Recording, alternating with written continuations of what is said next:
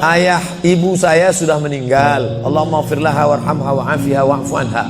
Amalan apa yang sebaiknya saya lakukan agar tetap berhati kepada ibu, berbakti pada ibu saya?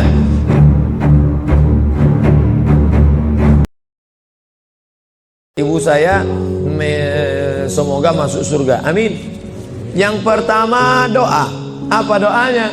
Rabbil firli wali walidayya warhamhuma kama rabbayani saghira.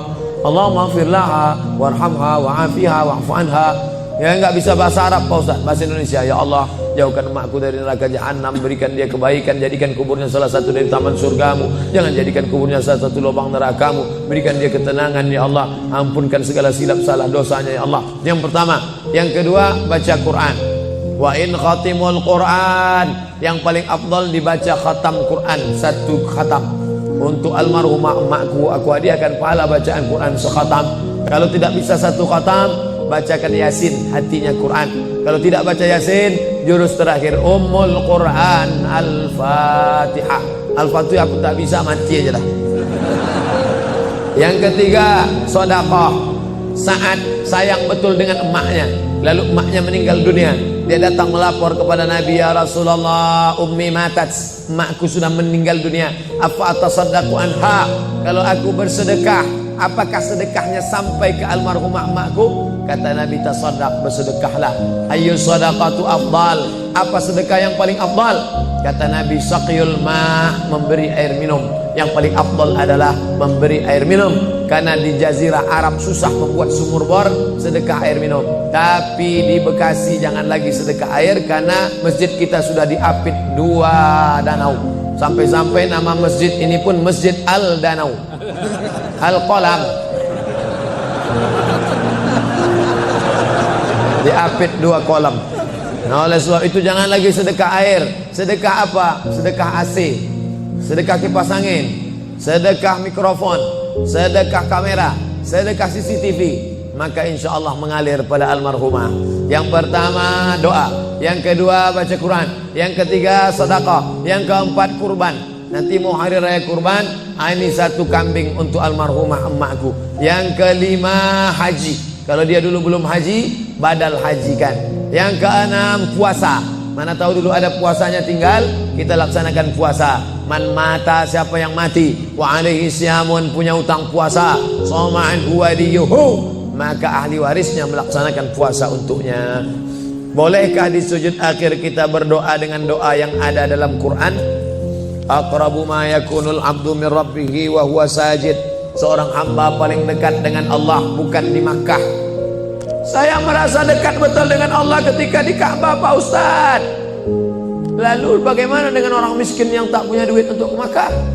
Maka orang paling dekat dengan Allah wa huwa sajid, waktu sujud terakhir. Fa'akthiru fihi du'a, perbanyaklah doa di sujud terakhir, tapi jangan bahasa Indonesia. Karena kalau dia ucapkan ya Allah tolong aku, batal salatnya. Pakai bahasa Arab. Kalau nggak bisa bahasa Arab, dalam hati saja. Berapa lama sujud terakhir itu? Sampai Sayyidatuna Aisyah mencubit tangan Nabi dari balik kain.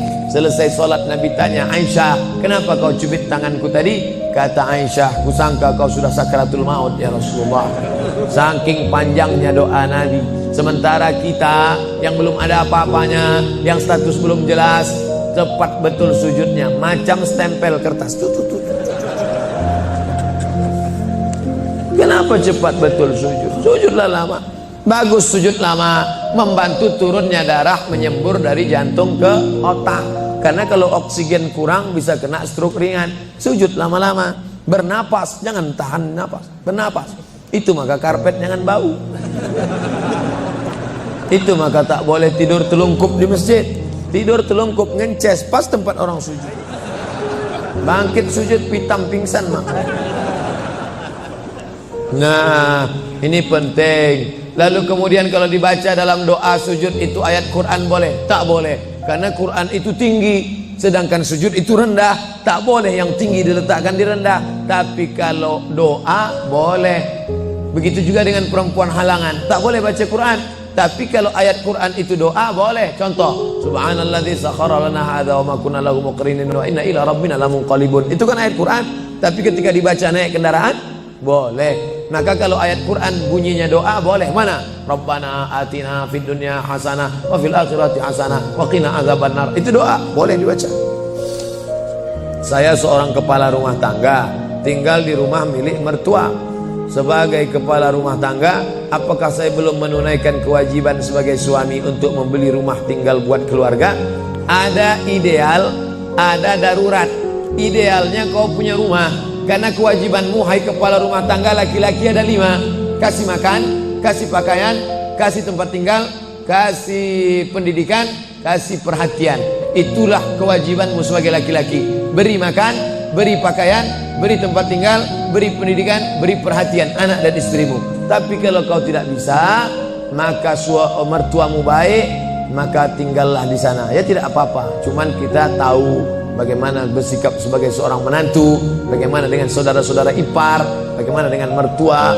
Nah ini kebetulan mertuanya baik. Alhamdulillah. Bersyukurlah bapak-bapak yang dapat mertua baik. Persiapan apa yang diperlukan dalam memasuki umur 40 tahun? Enggak ada nunggu 40. Karena malaikat datang tak nunggu 40. Anak muda hafal 29 juz, tinggal 1 juz lagi. Mandi di sungai, terpeleset batu, mati. Mana muda? Orang tua sudah 70 tahun, diponis dokter mati. Saya sudah diponis dokter katanya 3 bulan Pak Ustaz. Sudah berapa bulan Pak? Udah tahun setengah, enggak mati-mati. Jangan terlalu yakin dan percaya kepada kata manusia. Tapi saya tetap berobat ke dokter, saya tetap berobat ke rumah sakit. Tapi masalah keimanan, maka itu yang di atas. Innama amruhu idza arada syai'an ayakula lahu kun. Kalau sudah berumur 40, hati tak juga terbuka, tak juga tobat, tak juga insaf, na'udzubillah, dikhawatirkan tertutup pintu hati. Musibah bukan sakit, musibah bukan miskin, musibah tertutup pintu hati. Khatamallahu ala qulubihim wa ala sam'ihim wa ala absarihim. Makin tua makin menjadi-jadi, tak sholat, tak puasa, tak berzakat, akhirnya mati dalam keadaan sakau, mati dalam keadaan dilokalisasi. Sudah jelas umur 70 tahun tetap juga mau berzina, nafsu ada, tenaga tak ada, dimakan Viagra 1 botol. Sama macam kap 70 diisi minyak pesawat, meletup, bam.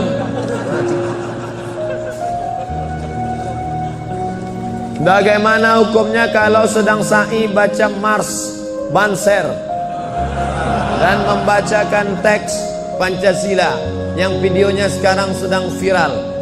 Ini memancing saya supaya orang bully saya aja. Saya dibully orang itu biasa, tak masalah. Sebenarnya saya kasihan jamaah. Tolonglah Ustaz jangan kontroversial lagi, capek kami dibully ini. Nah, jamaah ini tak tahan, kasihan saya sama jamaah. Jadi dalam masalah ini saya mengutip jawaban dari Kiai Nahdlatul Ulama yang sudah share membuat tulisan tentang beberapa terkait masalah membaca. Balik sajalah kepada zikir yang maksur yang diajarkan Nabi Muhammad sallallahu alaihi wasallam. Mau nanya Pak Ustaz, kita hidup untuk apa dan mati untuk siapa? Itulah yang sudah dibahas tadi.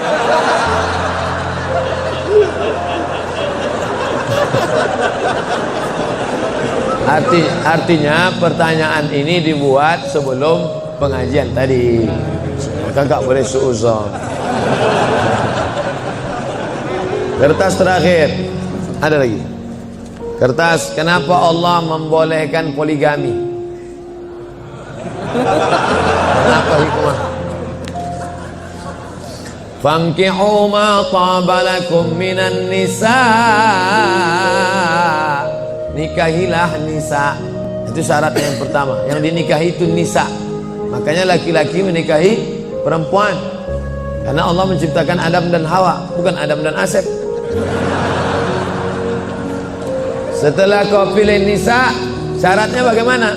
Min thayyibat fankihu ma taba, yang baik. Kalau laki-laki thayyib, Thayyib itu artinya baik. Sekarang thayyib sudah berubah, nggak pulang-pulang. Fankihu ma taba, nikahilah perempuan yang baik, minan nisa, perempuan yang baik, masna 2, wa sulasa 3, wa ruba' 4. Fa in khiftum alla ta'dilu, kalau kau khawatir tak sanggup adil, fawahidah, 1 saja cukup. Ada seorang janda, dia punya anak, maka anak yatimnya ini perlu dijaga orang. Maka daripada dijaga orang lain, saya ajalah menjaganya.